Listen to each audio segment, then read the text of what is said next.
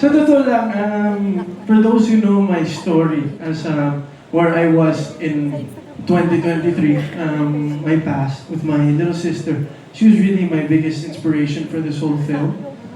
Yung kwento niya, as in to the point na nung pinitch sa akin to ni Direk, una kong sinabi pagkatapos ng whole pitching, sabi ko, Direk, kaya niyo pala ako pinili. It's super, it hits home eh. And I think it wasn't something hard for me because I always wanted to share that kind of love of having someone like my sister and how much of a beacon of love she is for me. At sobrang gusto ko yan ikwento. So, yun yung naging inspirasyon ko para ipakwento ko yung story di lang ni Jordan, pero yung kwento ni Rose na maayos. At makukuha niyo din po yun pag naparod niyo po yung pelikula namin. Abangan natin yan. It's like paying homage kay sister, di ba? So ngayon, Direk, bilang na-mention nila si Rose and si Jordan, how they got there, kayo po as the writer and the director, parang story niyo talaga to eh. Ano po yung naging mahalaga sa inyo into shaping the characters of Rose and Jordan? Meron po ba kayong mga non-negotiable nung sinusulat niyo siya na dapat ganito si Jordan, ganito si Rose?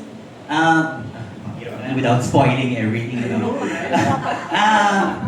ano ba? Basta feeling ko, yung non-negotiable sa characters nila is yung truth na kailangan pagdaanan or yung growth na kailangan pagdaanan nung dalawa.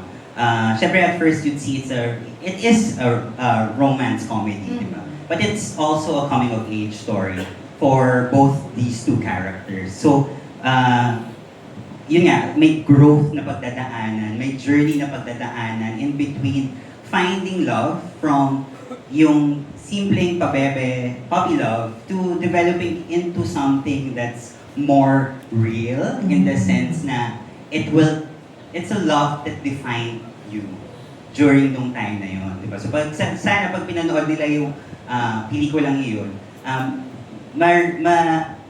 sumama sila doon sa journey na pagdadaanan ng dalawang characters. Kung saan man sila dadalhin ng journey na yun. Kasi it's gonna be an interesting journey.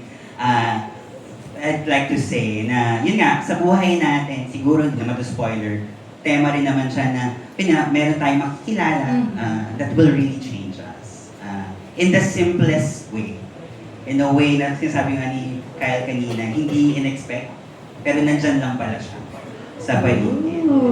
Ganun yung ano niya, yun yung roses between